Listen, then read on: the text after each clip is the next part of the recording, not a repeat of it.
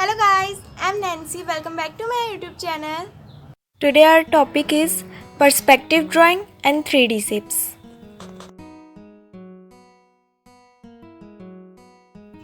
So what is perspective drawing? Perspective का मतलब होता है नज़रिया, which means perspective drawing का क्या मतलब होगा, आप जहाँ खड़े हो वहाँ से आपको आसपास की चीज़ें कैसी दिख रही है। सपोज़ आप जहाँ खड़े हैं, आपके जस्ट सामने एक बॉक्स है, अगर वो आपके जस्ट सामने है तो वो कैसा दिखेगा, थोड़ा नीचे हो जाएगा तब वो कैसा दिखेगा, या फिर थोड़ा साइड में हो जाएगा तब वो कैसा दिखेगा। बेसिकली पर्सपेक्टिव ड्राइंग का मतलब होता है किसी भी प्लेन शीट में या फिर 2D पेज में किसी भी ऑब्जेक्ट को 3D बनाना। पर्सपेक्टिव ड्राइंग के लिए सबसे पहले पेंसिल और रूलर ले लीजिए और एक पॉइंट बना लीजिए। वो पॉइंट कहीं पे भी हो सकता है, पेज के सेंटर में हो सकता है, कॉर्नर में हो सकता है या फिर कहीं पे भी। इस पॉइंट का मतलब है आप जहाँ पे भी हैं, बैठे हैं, खड़े हैं, तो आप अगर एकदम सीधे देख रहे हैं तो आपको कौन सा पॉइंट दिख रहा है, वो पॉइंट होगा हमारा सेंटर पॉइंट। अब अगर जो बॉक्स है वो आपके एकदम जस्ट सामने है जहाँ पे आप देख रहे हो, तो वो ऑफकोर्स 2D शेप का दिखेगा। उसका केवल एक सरफेस दिखेगा जो कि है सबसे आगे वाला सरफेस उसका। अगर वो बॉक्स उसी पॉइंट के जस्ट नीचे, जस्ट ऊपर या फिर जस्ट साइड में होता है तो फिर आपको उसके दो सरफेस दिखेंगे। एक जो बॉक्स है यानी जो स्क्वायर हम बना रहे हैं वो दिखेगा, और फिर एक पॉइंट जो है हम पॉइंट से जॉइंट करेंगे जब उस बॉक्स के दोनों एज को, तब हमें एक और सरफेस मिल जाएगा उसका।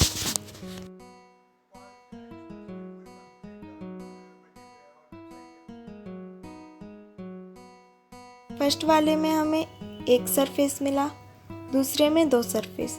अब जैसे जो थर्ड बॉक्स है अगर वो जस्ट नीचे ना होके नीचे भी है और थोड़ा साइड में भी है तो हमें उसके तीन सरफेस दिखेंगे। पहले हमने एक स्क्वायर बनाया और फिर उसी स्क्वायर को लेके इसके जो तीन एज उस पॉइंट की तरफ फेस कर रहे हैं उनको उस पॉइंट से जॉइंट करके हमें हमारे दो और सरफेस मिल जाएंगे।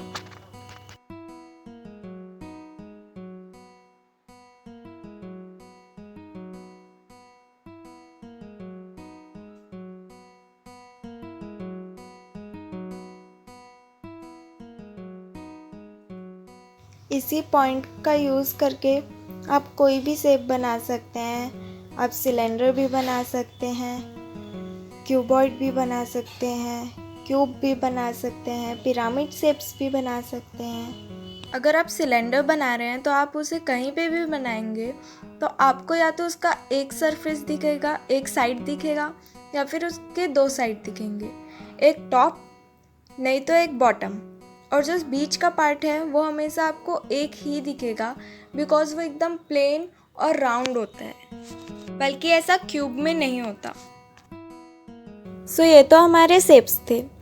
अब अगर हम जहाँ हैं वहाँ के आसपास का एरिया हमें ड्रॉ करना है तो वो हम कैसे बनाएंगे। सपोज़ ये एक रूम है, आप वहाँ पे खड़े हैं, हमने इसका एक सेंटर पॉइंट ले लिया। अब सबसे पहले तो आपको अपने वॉल का शेप डिसाइड करना होगा। ज़रूरी नहीं है कि आप स्क्वायर या फिर रेक्टेंगल ही बनाएं शेप, आप सर्कल भी बना सकते हैं, स्टार भी बना सकते हैं, हेक्सागोन भी बना सकते हैं। शेप बनाने के बाद हमें जो पॉइंट लिया था हमने उसको ध्यान में रखते हुए जो भी हमने शेप बनाया है उसके एज से लाइंस खींचनी है। ज़रूरी नहीं है कि वो जो लाइन आप खींचे तो आपके पेज का जो कॉर्नर है वहीं तक जाए, लाइन कहीं और भी जा सकती है।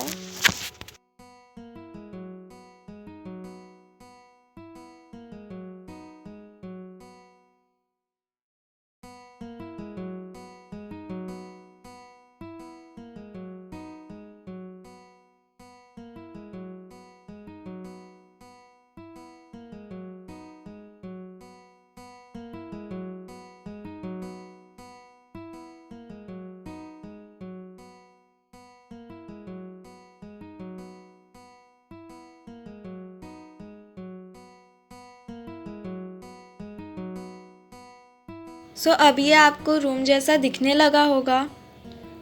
इसका जो सबसे सामने देख रहे हैं ये आपकी फर्स्ट वॉल हो गई, सेकंड वॉल ऊपर की हो गई, थर्ड वॉल साइड की और फोर्थ वॉल साइड की और फिफ्थ हमारा फ्लोर हो गया।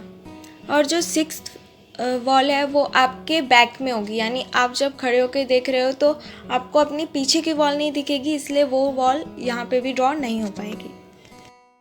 अब अगर आपको रूम में कोई भी चीज़ ऐड करनी है तो उस पॉइंट की हेल्प से आप ऐड कर सकते हैं।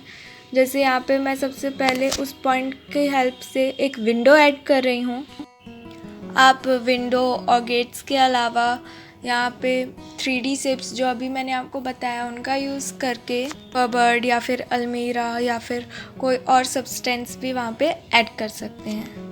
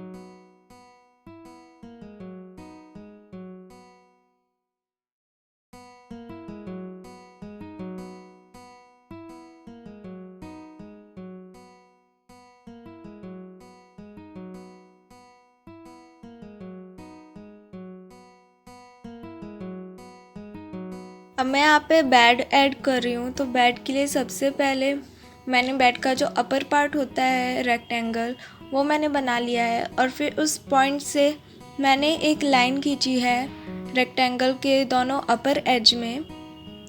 अब यहाँ पे जो आप एक डार्क ब्लैक लाइन देख रहे होंगे वो मैंने इसलिए ड्रॉ नहीं की।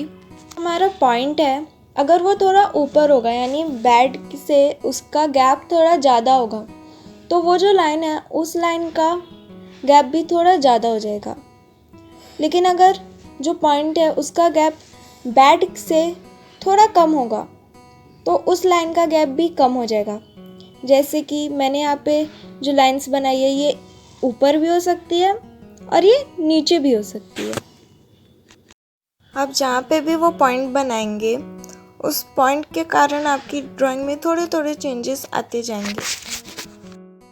ये 1 पॉइंट पर्सपेक्टिव ड्राइंग है, 2 पॉइंट पर्सपेक्टिव ड्राइंग भी होती है, 3 पॉइंट पर्सपेक्टिव ड्राइंग भी होती है।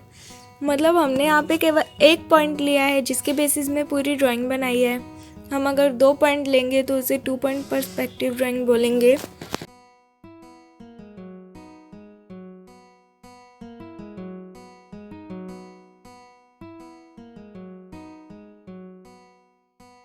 वन पॉइंट पर्सपेक्टिव का यूज़ करके जैसे यहाँ पे हमने बनाया है कि अगर हम रूम के अंदर है तो कैसा दिखता है रूम, वैसे ही हम inside a pencil box, inside a purse भी बना सकते हैं। जैसे कि मैंने यहाँ पे एक ड्राइंग बनाई है इनसाइड अ पर्स, मैंने उसी पॉइंट का यूज़ करके पूरी ड्राइंग बनाई है और पर्स के अंदर के सारे आइटम्स बनाए हैं।